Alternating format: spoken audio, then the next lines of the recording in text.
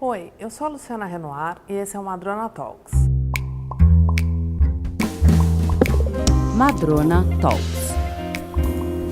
Hoje a gente vai conversar com o fundador de um dos grandes escritórios de advocacia do país, o Dr. Ari Oswaldo Matos Filho. Dr. Ari, obrigada por aceitar o nosso convite. Obrigado a você, prazer. Apesar do Dr. Ari ser um advogado muito famoso, hoje a gente vai explorar um lado diferente dele, que é o de educador. Dr. Ari, o senhor foi o idealizador de um dos grandes cursos de direito atuais do Brasil, que está revolucionando um pouco o ensino do direito no Brasil. Comparativamente com o que a gente tinha antigamente, quais são os diferenciais do curso da GV de Direito? Bom, muda tudo.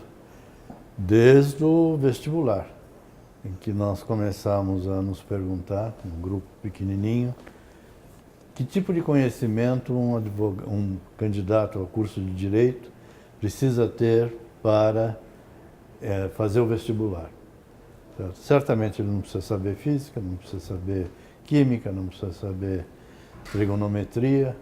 Certo? Então chegamos à conclusão que fundamentalmente ele precisa saber português e inglês. Aí nós começamos então a ter outras ideias. O advogado precisa ter sensibilidade. Então nós fizemos um vestibular que abrange artes. Não só artes, no sentido de ler livro e explicar o que entendeu no vestibular, mas também receber uma figura de um quadro famoso, o Grito, por exemplo, e aí fazer uma dissertação. Então, nós mudamos desde da entrada do aluno. Segundo, nós também fizemos no vestibular uma segunda fase, que não é de conhecimento, mas é de habilidades. Ou seja, o advogado precisa saber falar. Além de escrever, ele precisa saber falar, porque o direito é uma ciência dialética, né? Com certeza. Então, nós fizemos essa segunda fase em 2 etapas. Primeira etapa, o sujeito recebe, ficam 5 pessoas analisando, profissionais, não somos nós, e recebe um papelzinho. Você é a favor ou contra o aborto? Pensa um pouquinho, daí vai falar. O que ele acha, como é que ele se expressa, como é que é o raciocínio. Junto com outros alunos ou Essa ele é a sozinho? segunda fase. Ah. Na segunda fase, então colocam 3 ou 4 numa sala e 3 ou 4 na outra sala, e você é a favor da pena de morte, e esse grupo é contra a pena de morte. E aí coloca todo mundo junto para ver o quê?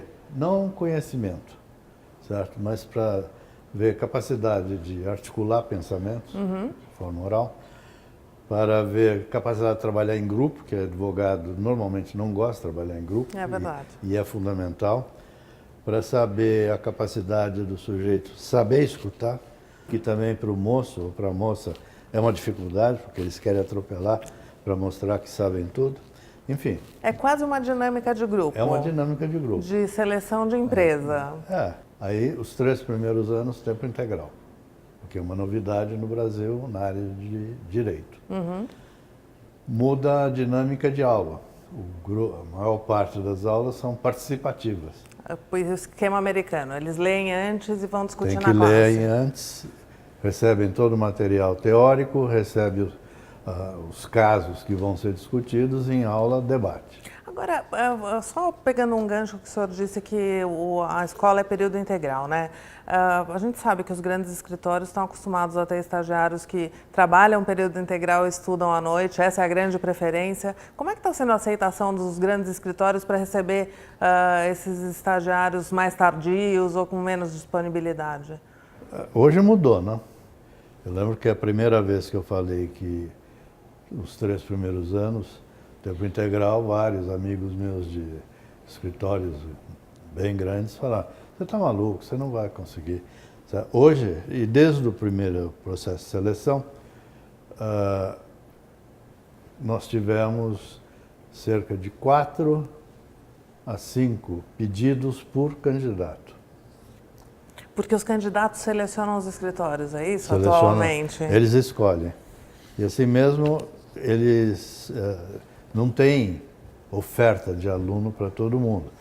Porque no quarto e quinto ano os alunos podem fazer uma de várias coisas. Eles podem ir um semestre para estudar nos Estados Unidos ou na Europa, com faculdades de direito com as quais a gente tem convênio, valendo crédito. Tá. Eles podem ficar conosco trabalhando em iniciação científica. Eles podem fazer cursos na escola de administração ou na escola de economia, que cumprindo os créditos, eles saem com o duplo grau, o double degree, ou eles podem fazer estágio. Doutor, como é que as novas tecnologias estão influenciando os cursos de direito? Os alunos fazem muita pesquisa no Google ou conseguem ainda fazer um estudo mais tradicional? Como é que isso funciona? Uma das cadeiras do primeiro ano é aprender a fazer pesquisa. Tá? E hoje em dia fazer pesquisa é pela informática. Tá? Você tem todos aqueles sites americanos, europeus, brasileiros, jurisprudência, mesmo brasileira, está toda informatizada. Então, o primeiro é ensinar que o problema não é achar, você vai achar muita coisa, mas o problema que você tem que aprender é como separar aquilo que é importante para o seu trabalho com uma quantidade de coisas desnecessárias, até mesmo um pouco de lixo aparece, tá? Porque o robozinho ele não separa por o que é conteúdo. bom do que é ruim, exatamente. Então, eles sabem, essa geração sabe mexer em informática excepcionalmente bem. Todos vão para a sala de aula com notebook. No meu tempo a gente levava caneta e caderno. Lógico. Agora, precisa ensiná-los a dizer, façam pesquisa e aprendam a separar o que é relevante e aquilo que não é relevante. Quais os sites confiáveis, como é que você desconfia daqueles outros. E no final, no seu escritório, hoje em dia, o melhor profissional vem dessa nova escola ou vem da mais tradicional? Não, existe uma demanda muito grande para esse novo aluno, inclusive porque ele sai já dialético.